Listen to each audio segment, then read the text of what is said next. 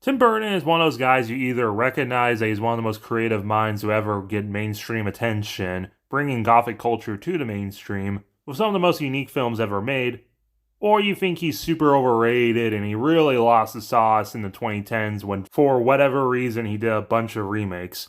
But before all this, he was a kind of loner kid in Southern California, watching a lot of Godzilla films, eventually getting a job working at Disney, doing character designs for The Fox and the Hound and The Black Cauldron, and eventually making his own film. It's basically the story of a little boy who thinks that he's Vincent Price. The stop-motion short film Vincent is excellent, but goth culture really wasn't mainstream in the early 80s, so they didn't know what to do with it. But Disney, needing more content for their new Disney Channel, gave Tim Burton a second shot. The studio showcase on the Disney Channel, and it's a retelling of Hansel and Gretel.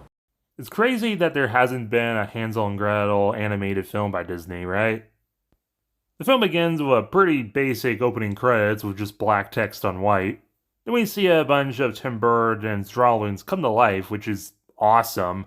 Seeing the man's very unique style come to life even this early on in his career. Father, instead of a woodcutter, as he's in the story, is a toy maker. And he creates a whole bunch of different kinds of toys that figure out throughout the film. Each toy has its own look and its own movement and sound, personality.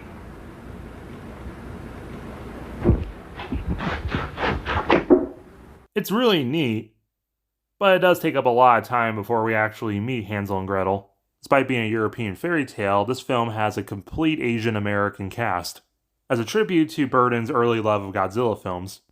If this movie was made today, no one would shut up about that. Tim Burton used to be blasted kinda for having a lot of white people in his films, but it's mostly due to he likes the contrast of paler skin against dark backgrounds. It's not like he's a bigot or anything, because he has cast minorities in roles before. It's a little weird, but it's just an artistic thing, really. Either way, we meet the stepmom, and she's played by a dude in drag. Am I the only person who works around here? Do you think you have a slave for a mother? Get back to work! And don't think you can beat me. These walls are my ears. These windows are my eyes. I'm always watching you. Like Burton said earlier, the father has been moved from a woodcutter to a toy maker. Like a lot of newer adaptations, the dad is actually a good guy who loves his kids. But originally, much like with Cinderella, dad sided more with the stepmom, or at least sometimes begrudgingly greater good. Sorry, kids. Things are so bad for them, a family of 4 has to share a shed. And for dinner, they have a nice cup of mushy peas, and the mom hogs most of it. So the kids are sent away to their attic room. Jacko, the hand puppet, tries comforting them, but they're still upset about the stepmom. He says that someday she'll go away. Divorce isn't simple, kids. Have a swan. The next day, the mom tries ditching the kids in the woods with a sparkler. But luckily, Hansel remembered to pick up some rocks, leading them home. Yes, rocks instead of breadcrumbs, because in the original story, he started with rocks, and then the second time this happened, he tried breadcrumbs.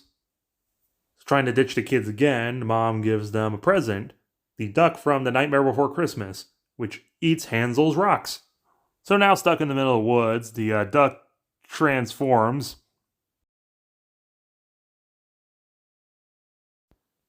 Hansel and Gretel then follow the robot duck to the witch's house, which isn't gingerbread like basically every adaptation. Instead, it's the Grinch's mountain made out of candy.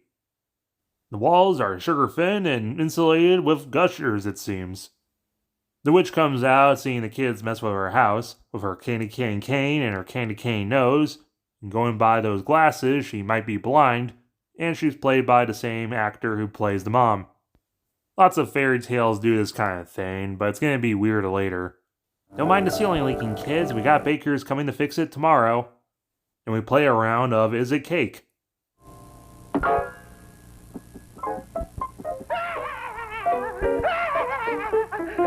You fell for it. It's not a cake, it's a bake. See? But try the table. It's rainbow flavor, from pile of mode to cherries jubilee. Ah, yeah, rainbow cake. This movie has a weird thing about slime. I don't like it. So after some furniture chewing, they get sent to bed. But then that night, the beds attack, grabbing them with the shrimp hands from Beetlejuice. Hansel manages to escape, but the witch was watching them, so she uses her sugar cookie shurikens, and she chokes him out with her cane, having the bed eat him, sending him into a dimension where he sees the sandworms from Beetlejuice wearing Beetlejuice's carousel. It spins around and spits out a thing. New character in Hansel and Gretel.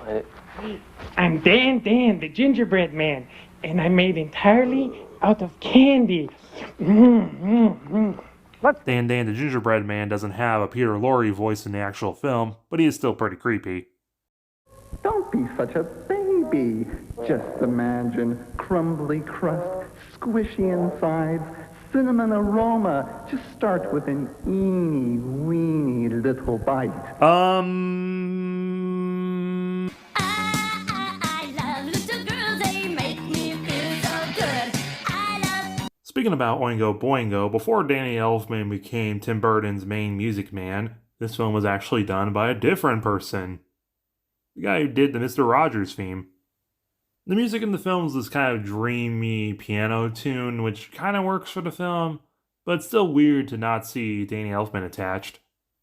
Well, maybe just a taste.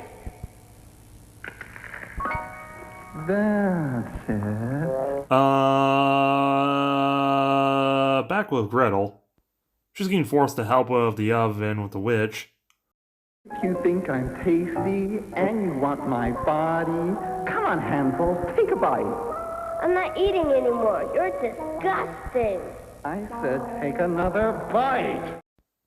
So he continues up until the head, where then he finally smashes it, which he probably should have done at the beginning. But too late, as he gets grabbed by the candy cane hands and is getting ready for the oven. So Gretel, thinking fast, grabs the fire poker and pokes the witch. This leads into a fight between the two, set to very unfitting piano music. It's just all chaos. There's paint everywhere, slime, sort of martial arts, and eventually the witch breaks her cane into nunchucks because Tim Burton is a weeb.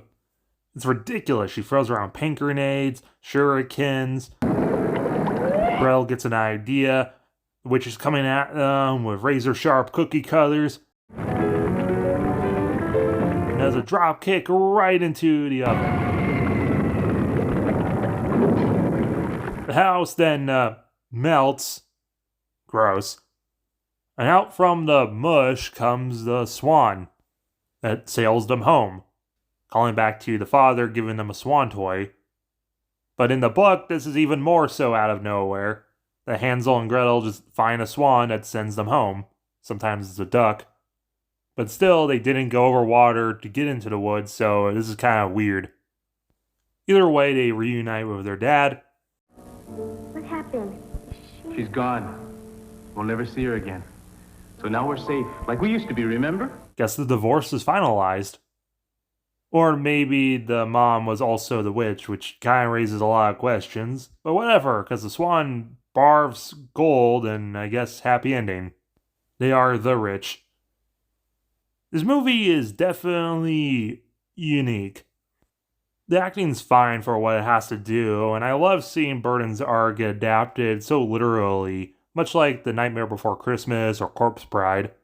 The gingerbread house, the witch, and the ovens, two kids who are dumped by their stepmother into the forest. This film only aired once in '83, along next to Vincent, which managed to get onto DVD with The Nightmare Before Christmas early on, while this film kind of became lost media. Props from the film started showing up in Tim Burton's art exhibits, and was shown again in 2014, with a now basically lost intro by Vincent Price, despite the film itself being released all over YouTube since. This intro by Vincent isn't really in good quality. Disney doesn't care about the film, and it seems that Tim Burton also rather just let it be forgotten, despite being the guy who literally wouldn't throw away his newspaper drawings. And well, Despite airing on the Disney Channel, the film looks very cheap, like a school play, especially the backgrounds. And a lot of the film just kind of gives off the energy of we just want to throw slime and paint everywhere. It does still have the same moral of Hansel and Gretel of don't take candy from strangers, so I guess it technically does exactly what it needs to.